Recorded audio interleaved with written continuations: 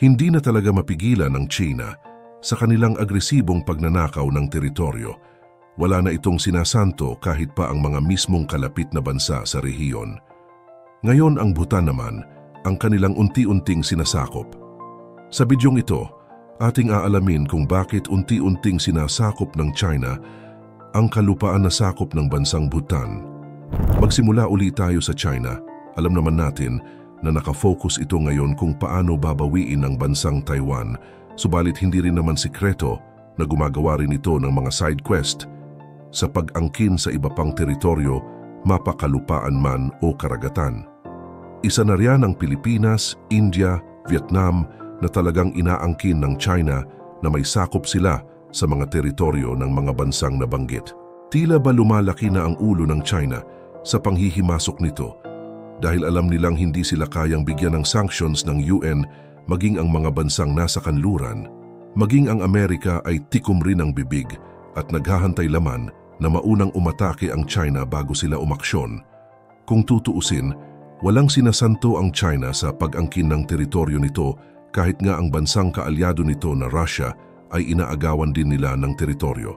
Kaya maraming nagsasabi na isang malaking pagpapakitang tao lamang ang kampihan ng dalawang bansa dahil alam nilang makikinabang sila sa isa't isa. Sa huli, ang kanilang layunin na kalabanin ng Amerika, ang kanilang pinaka-target, ang pangaagaw ng China sa ilang teritoryo sa rehiyon tulad ng partikular na sa South China Sea o West Philippine Sea ay nagdudulot ng tensyon at alitan sa Asia-Pacific. Ang China kasi ay nagpapakita ng ambisyon na magkaroon ng malawakang impluensya at kontrol sa maritime routes at likas na yaman sa nasabing rehiyon. Ang ilan sa mga pangunahing punto ng pangaagaw ng China ay ang pangangamkam at pagpapalakas ng militarization sa mga isla ng mga bansang gusto nilang nakawan ng teritoryo, pagpapalakas ng kanilang militar at pagtatayo ng base. Ang ganitong hakbang ng China ay maaring magdulot ng pangamba at alalahanin sa peace and stability sa rehiyon. Sa aspeto economic, political at security, ang bansang Bhutan ay matatagpuan sa isang natatanging posisyon sa pagitan ng dalawang kalapit na bansa nito ng India sa timog at China sa hilagang silangan. Ang hangganan ng Bhutan at China ay sumasaklaw sa humigit kumulang 477 kilometro, kung saan ang hilagang rehiyon ng Bhutan ay konektado sa Tibet Autonomous Region ng China sa hilaga ng hangganan. Ang hangganang rehiyong ito ay nailalarawan sa mabundok na tanawin nito at kilala na malawak na kabundukan. Ito ang mas lalong nagbibigay rason sa China para angkinin din ang Bhutan dahil sa matataas na kabundukan nito na maari nilang mapakinabangan. Kung babalikan natin ang kasaysayan, ang pagpasok ng People's Liberation Army sa Tibet ay nagresulta sa paglipat ng mga pamayanan ng Tibet mula sa pamamahala ng Bhutan patungo sa kontrol ng People's Republic of China. Pero may mga usapan na may mga haka-haka tungkol sa isang lihim na kasunduan sa pag-aayos sa hangganan ng Bhutan-China noong 1961. Walang opisyal na pagkilala sa naturang kasunduan ang ginawa ng alinmang bansa. Sa paglipas ng mga taon, ang mga pagsisikap ay ginawa upang matugunan ang mga isyu sa hangganan. Humantong pa nga ito sa pagpapaubaya ng Bhutan sa pag-angkin nito sa isang partikular na lugar sa hilagang hangganan ng China at ang paglagda ng isang kasunduan sa kapayapaan at katahimikan noong 1998. Kung isipin, naging mabait pa nga ang Bhutan dahil sinuko pa nito mismo ang pakikipaglaban para sa karapatan ng isa sa kanilang mga teritoryo. Pero imbis ata na magpasalamat ang China, ay ito pa ang naging dahilan para isipin ng bansa na kanya nilang angkinin ang buong Bhutan sa mga susunod na taon. Noong 2022 pa nga, nagsagawa ng memorandum na nilagdaan pa mismo ng dalawang bansa. Ito ay kasunduan upang maayos ang proseso sa hangganan sa pagitan ng Bhutan at China. Nagmarka ito ng pag-unlad sa pagtugon sa hindi pagkakaunawaan sa hangganan. Umaasa noon ang Bhutan na dito na magtatapos ang usapin, subalit tila mapusok pa rin ng China at ipinagpatuloy ang pakikipaglaban nito sa pag-angkin ng teritoryo.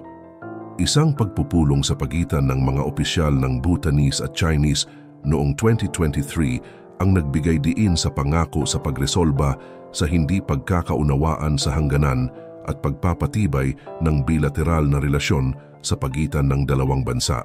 Ang relasyon ng Bhutan at China sa makalipas na taon ay hindi naging maganda dahil makailang beses na tinangkang magtayo noon ng China ng mga military facilities sa Bhutan. Ito ay sa kabila ng pangako nila noon na hindi nila gagalawin ang Bhutan. Pero tila nga ba mismong China ang hindi tumupad sa kanilang pangako dahil unti-unti nilang sinasakop ngayon ang maliit na bansa. Kung tutuusin, walang magagawa ang Bhutan kung sakaling sakupin nga ito ng China dahil wala naman itong strategic partnership sa ibang bansa na maaaring tumulong sa kanila o kahit na anumang malakas na sandata na magproprotekta sa kanila kung sakaling lusubin sila ng China. Kaya naman, malakas ang loob ng China na pumasok sa Bhutan at magtayo ng mga facility.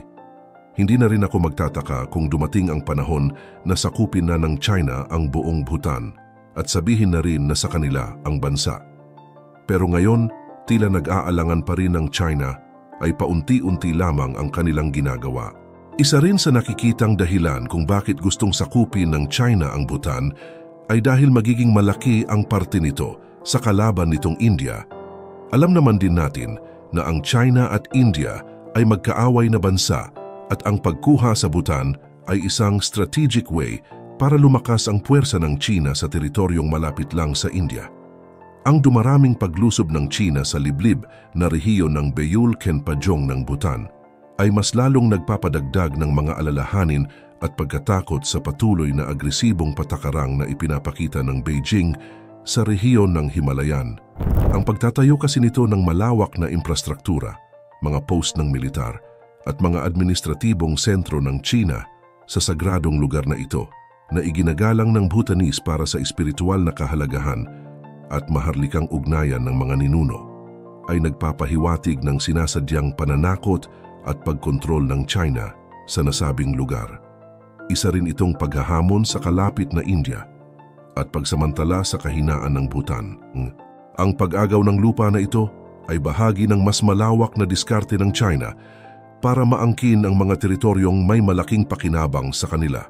Hindi ito nalalayo sa ginagawa nilang pagnanakaw ng isla sa West Philippine Sea.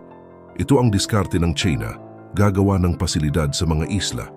Sasabihin sa kanila gagawa ng mga kaguluhan at itutuloy ang pagpapalawak ng sakop. Ang pagpasok sa Beoul ay unang inihayag ni Robert Barnett sa isang artikulo noong 2021. Sinasabi niya rito na unti-unting nagpapalawak ang China sa rehiyon sa paglipas ng mga taon. Ang pagsasama-sama ng kontrol ng China sa Beoul sa kabila ng pagsalungat ng Bhutan ay binibigyang diin ang mga estratehikong layunin nito at pagwawalang bahala sa integridad ng teritoryo at pamana ng kultura ng Bhutan. Subalit may nakikita silang punot dulo nito, ang pagtanggi kasi noon ng Bhutan sa isang iminungkahing trade-off ng China noong 1990s na naglalayong talikuran ang mga pag-angkin kapalit ng Doklam ay humantong sa mas matinding pagsisikap ng Beijing na sakupin ang mga sagradong teritoryo ng Bhutanese bilang isang paraan ng aksyong pagpaparusa nito. Ang pagpasok ng mga proyektong pang-infrastruktura ng China sa mga hangganan ng teritoryo sa Hilagang Bhutan, gaya ng ipinahiwatig ng satellite imagery, ay nagdulot ng mga alalahanin tungkol sa kung ano nga ba ang tunay na ambisyon ng China sa rehiyon. Ang Bhutan, isang maliit na bansa na may monarkiya ng konstitusyon at populasyon na 800,000 na katao, ay naging isang pivotal battleground sa power dynamics sa pagitan ng China at India. Pero nakakapagtaka na ang China ang umaangkin sa Bhutan, samantalang ang kalaban nitong bansa na India na mas malapit sa Bhutan at tahimik lamang. Ang interes ng China sa pagkakaroon ng kontrol sa mga pangunahing rehiyon sa Bhutan ay sumasalamin sa mas malawak na diskarte nito sa pagpapalawak ng impluwensya at paggigiit ng pangingibabaw sa Timog Asya. Ang mga epekto ng mga pagsulong ng China sa Bhutan ay mas lalong lumalala dahil kiyokondena ito ng bansang India. Umaasa kasi ang India na hindi makukuha ng China ang Bhutan dahil kung magkataon, mas malaki ang posibilidad na sila naman ang isunod na gipitin ng bansa patungkol sa teritoryo. Sa huli, ang territorial dispute sa pagitan ng mga bansa tulad ng Bhutan ay nagdudulot ng tensyon at pagkabahala sa maraming mga bansa, lalo na sa mga karatig bansa na may direkta mismong interes sa kapayapaan. Ang China ay patuloy na nagpapatupad ng mga military exercises, reclamation projects at installation ng military facilities sa Bhutan na dapat matigil sa lalong madaling panahon. Dahil kapag hinayaan lamang ang China na gawin ang kanilang gusto, ay patuloy lamang itong mag-aabante sa pang-aakin at pananakop ng mga teritoryo mula sa iba't ibang mga bansa, pati na ang internasyonal na komunidad. Sa madaling sabi, ang pang-aagaw ng China sa mga teritoryo sa rehiyon ay nagre-resulta sa pagtaas ng tensyon at alitan na maaaring magbunga sa mas malalang conflict at instability sa Asia-Pasipiko. Ito ay isang sitwasyon na nangangailangan ng maingat na pagtugon at kooperasyon ng mga bansa upang mapanatili ang kapayapaan at seguridad sa buong mundo.